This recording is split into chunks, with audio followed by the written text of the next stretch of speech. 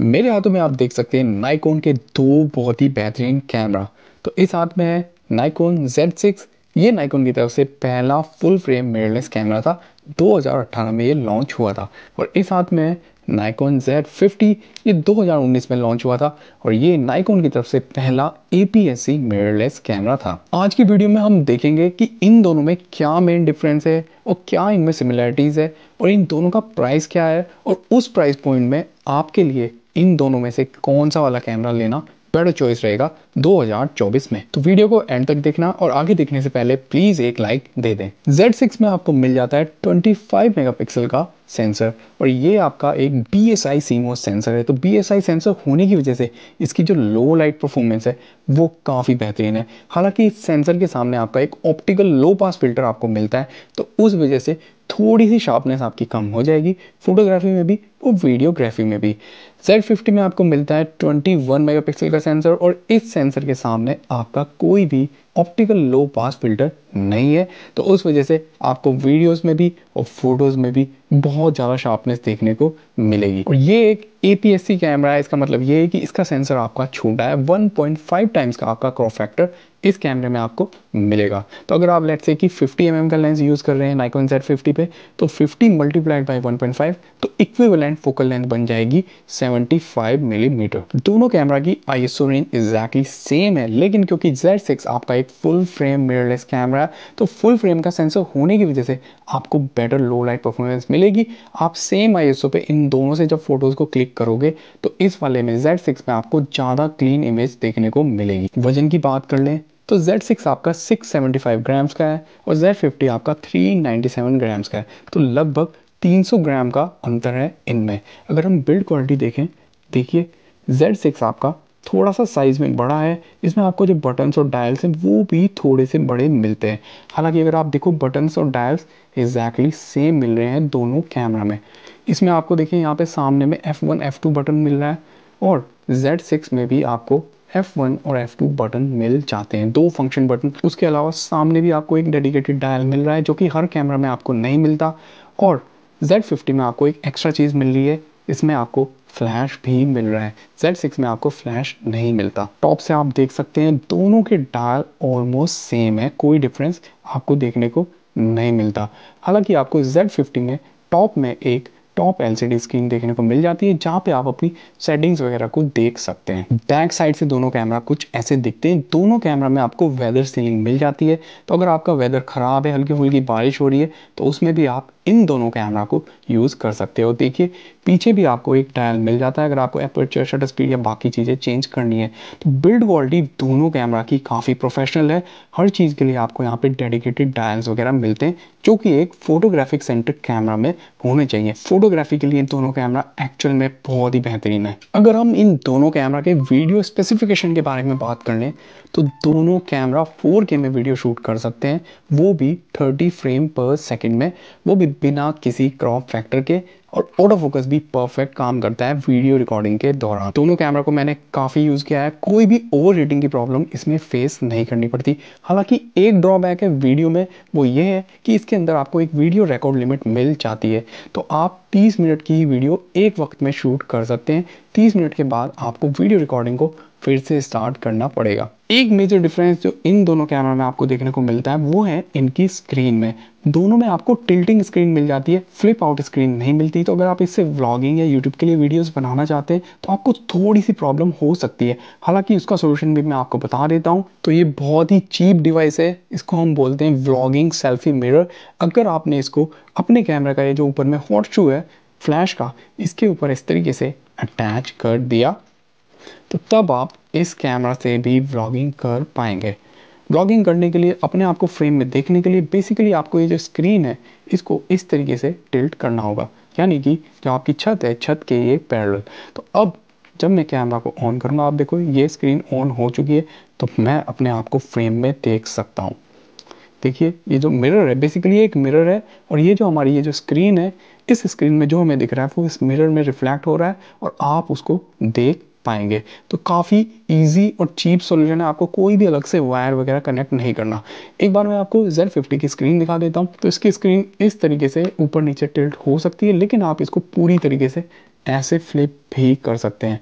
तो अगर आपको हाथ में कैमरे को लेकर व्लॉगिंग करनी है तो आप इस तरीके से इसको पकड़ के व्लॉगिंग कर सकते हैं और अपने आप को आप यहाँ पे देख सकते हैं। लेकिन अगर आपने यहाँ पे ट्राइपॉड लगा दिया तब आपको थोड़ी प्रॉब्लम हो सकती है। तो इसलिए ये जो आपका व्लॉगिंग सेल्फी मिरर है ये बेस्ट सॉल्यूशन रहेगा, चीप एंड बेस्ट। Z6 की जो स्क्रीन है वो सिर्फ ऊपर और नीचे इस तरीके से टिल्ट हो सकती है, नीचे की तरफ पूरी तरीके से टिल्ट नहीं होगी। इससे भी आप एग्जैक्टली सेम प्रोसेस से व्लॉगिंग कर सकते हैं या वीडियो बना सकते हैं। आप इसमें भी इस सेम डिवाइस को ऐसे यहाँ पे होट चूम में ऐसे लगा सकते हैं इस तरीके से, और फिर अब जो कैमरे में आपको दिखाई देगा आप इस मिरर में देख सकते हो। तो मैं अपने चेहरे को आराम से इस फ्रेम में देख सकता हूँ। तो ये काफ़ी चीप एंड बेस्ट सॉल्यूशन लगा मुझे, दोनों कैमरा में यूज़ हो सकता है।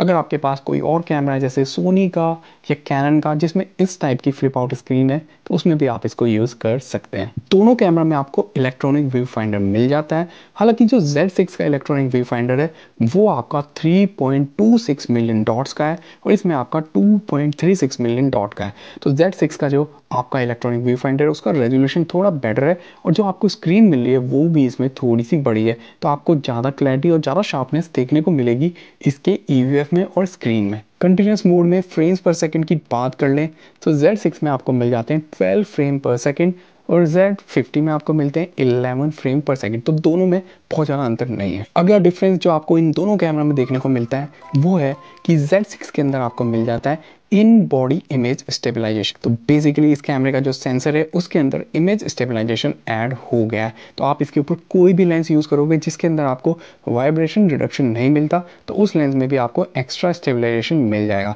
तो उससे फ़ायदा ये होगा कि आप स्लो शटर स्पीड पे भी काफ़ी शार्प फोटोज़ ले पाओगे, आपका कैमरा शेक होने की प्रोबेबिलिटी कम हो जाएगी। और अगर आप हैंड हेल्ड वीडियो बना रहे हो Z6 से तो आपको ज़्यादा स्टेबल वीडियो देखने को मिलेगी। लेकिन Z50 के अंदर क्योंकि आपको IBIS नहीं मिलता तो आपके लेंस के अंदर वाइब्रेशन रिडक्शन होना चाहिए अगर आपको स्लो शटर स्पीड पे शार्प फोटो लेने हैं तो। अगला डिफरेंस आ जाता है इनकी कनेक्टिविटी में। तो आप देख सकते हैं Z50 में आप अलग से माइक लगा सकते हैं अगर आपको एक बेटर ऑडियो चाहिए तो, लेकिन Z6 में आप माइक के अलावा अलग से हेडफोन भी लगा सकते हैं अपनी ऑडियो की मॉनिटरिंग के लिए।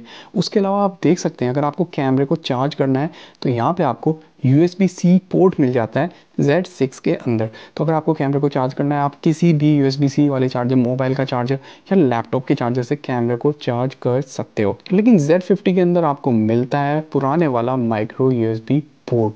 तो इसमें आपकी चार्जिंग की स्पीड थोड़ी सी स्लो होगी और डेटा ट्रांसफ़र की स्पीड भी कम होगी। हालांकि ये दोनों कैमरा सिर्फ तभी चार्ज होंगे जब ये यूज़ में नहीं है। अगर आप इनको यूज़ कर रहे हैं जैसे कि वीडियो बना रहे हैं, फोटोग्राफी कर रहे हैं तब ये चार्ज नहीं होंगे। तो आपको कैमरे को बेसिकली ऑफ करना पड़ेगा और फिर यहाँ पे आप केबल के थ्रू इसको डायरेक्टली चार्ज कर सकते हैं। अगला डिफरेंस जो इन दोनों कैमरा में है वो है इनके मेमोरी कार्ड की स्लॉट में और मेमोरी कार्ड में भी। तो Z50 में जैसा कि मोस्टली सभी कैमरा में होता है आपको एक SD कार्ड का स्लॉट मिल जाता है। तो इसका SD कार्ड बेसिकली यहाँ पे नीचे जाता है बैटरी वाले डोर के अंदर। तो ये थोड़ा सा एनोइंग है।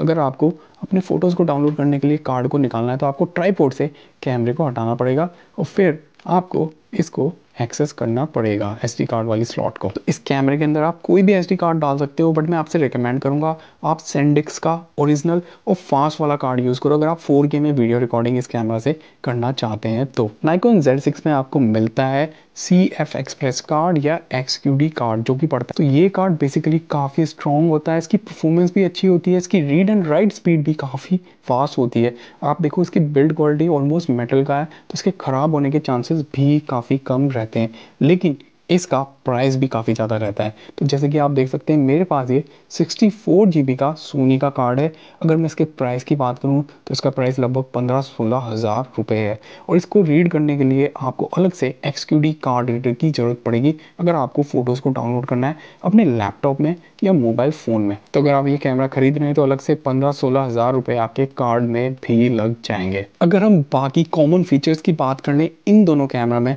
तो दोनों में कनेक्टिविटी आपको काफ़ी अच्छी मिल जाती है। दोनों के अंदर आपका वाईफाई और ब्लूटूथ है। तो अगर आपके पास स्नैपब्रिज वाली ऐप है आपके स्मार्टफोन में, तो आप इन दोनों कैमरा को ईजिली पेयर कर सकते हो उसके साथ, और आप रिमोट शूटिंग कर सकते हो, आप वीडियो रिकॉर्डिंग स्टार्ट कर सकते हो अपने स्मार्टफोन से। आपके कैमरे को क्या दिख रहा है वो भी एग्जैक्टली आप देख पाओगे। तो क्योंकि इसमें आपको फ्लिप आउट स्क्रीन नहीं मिलती, तो आप स्नैपब्रिज ऐप के थ्रू अपनी फ्रेमिंग वगैरह करके वीडियो रिकॉर्डिंग कर सकते हो। उसके अलावा दोनों कैमरा की डायनेमिक रेंज बहुत अच्छी है। दोनों कैमरा में आपको एक्सपोजर ब्रैकेटिंग मिल जाता है, दोनों में आपको टाइम लैप्स वीडियो वगैरह बनाने का ऑप्शन भी मिल जाता है। तो बाकी फीचर्स दोनों कैमरा में लगभग सिमिलर है। Z6 में आपको एक फुल फ्रेम का सेंसर मिलता है जिसके कि अपने अलग फायदे हैं। फुल फ्रेम के सेंसर में आपको बेटर लो लाइट परफॉर्मेंस मिलेगी। अगर आप लेंसेज वगैरह यूज़ कर रहे हो सेम लेंस को दोनों कैमरा में, तो Z6 में क्योंकि आपका बड़ा सेंसर है तो आपको बैकग्राउंड ब्लर भी ज़्यादा मिलेगा। Z50 थोड़ा छोटा है, कॉम्पैक्ट है, तो ट्रैवलिंग वगैरह के लिए ये आपके लिए एक बेटर चॉइस रहेगा। अब हम बात कर लेते हैं दोनों कैमरा के प्राइस की।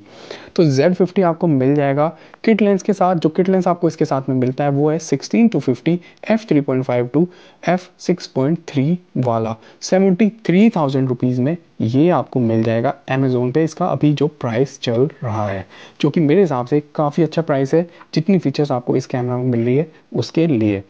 और Z6 की अगर हम बात करें, क्योंकि ये पुराना हो चुका है तो अभी आपको नया तो नहीं मिलेगा। अगर आपको नया लेना है तो आपको इसका Mark II वर्जन यानी कि Z6 Mark II लेना पड़ेगा, जिसका प्राइस काफ़ी ज़्यादा है इस वाले के मुकाबले। लेकिन ये वाला अभी जो चल रहा है सेकेंड हैंड मार्केट में, इसका प्राइस चल रहा है 75,000 टू 80,000 रुपीज़। तो बेसिकली जितने में ये Z50 आपको किट लेंस के साथ मिलेगा, उतने में आपको सिर्फ Z6 की कैमरा बॉडी मिलेगी। इन दोनों में से कौन सा वाला कैमरा लेना आपके लिए एक बेटर चॉइस रहेगा? अगर आप एक बिगनर हैं, आपने कभी भी एक प्रोफेशनल कैमरा यूज़ नहीं किया और आपको एक लाइट वेट और कॉम्पैक्ट कैमरा चाहिए जो बहुत ही अच्छे फोटोज़ क्लिक कर सके और साथ में काफ़ी अच्छी वीडियो भी बना दे, तो तब आपके लिए बेटर चॉइस रहेगा नाइकोन Z50। क्योंकि इस कैमरे की वाकई में इमेज क्वालिटी बहुत बेहतरीन है, ज़बरदस्त ही आपको फ़ोटोज़ लेके देता है और वीडियोज़ भी आपको बहुत ज़बरदस्त बना के दे देता है। लेकिन अगर आप एक प्रोफेशनल हैं, आपको एक कम प्राइस में फुल फ्रेम मिररलेस कैमरा चाहिए जिसके अंदर आपका इन बॉडी इमेज स्टेबलाइजेशन भी हो, क्योंकि कई बार अगर आप लोअर शटर स्पीड पे फ़ोटो क्लिक कर रहे हो तो आपके फ़ोटोज़ में कैमरा शेक की वजह से शार्पनेस की कमी हो सकती है। आप स्टूडियो में वर्क कर रहे हो, आप एक वेडिंग फोटोग्राफर हो और आपके लिए डेप्थ ऑफ फील्ड यानी कि बैकग्राउंड ब्लर काफ़ी इंपॉर्टेंट है। आप चाहते हो कि आप जो लेंस यूज़ कर रहे हो आप उसका मैक्सिमम कैपेबिलिटी निकाल पाओ, आपको मैक्सिमम लो लाइट परफॉर्मेंस मिले और मैक्सिमम बैकग्राउंड ब्लर मिले, तो तब आपके लिए बेटर चॉइस रहेगा नाइकोन Z6। कुल मिला के दोनों में से आप कोई भी कैमरा ले लो, दोनों कैमरा बेहतरीन है। अब ये सवाल सिर्फ वहाँ पे आ जाता है कि अगर आपको APS-C लेना है तो Z50 बेस्ट रहेगा, अगर आपको एक फुल फ्रेम कैमरा लेना है सेम बजट में तो आपके लिए Z6 बेटर चॉइस रहेगा। आई होप आपको ये वीडियो अच्छी लगी हो। इन दोनों कैमरा के बारे में अगर आपको कोई भी डाउट है, कोई भी क्वेश्चन है, आप यहाँ पे नीचे कमेंट कर सकते हैं। मैं कोशिश करूँगा हर किसी का आंसर करने की।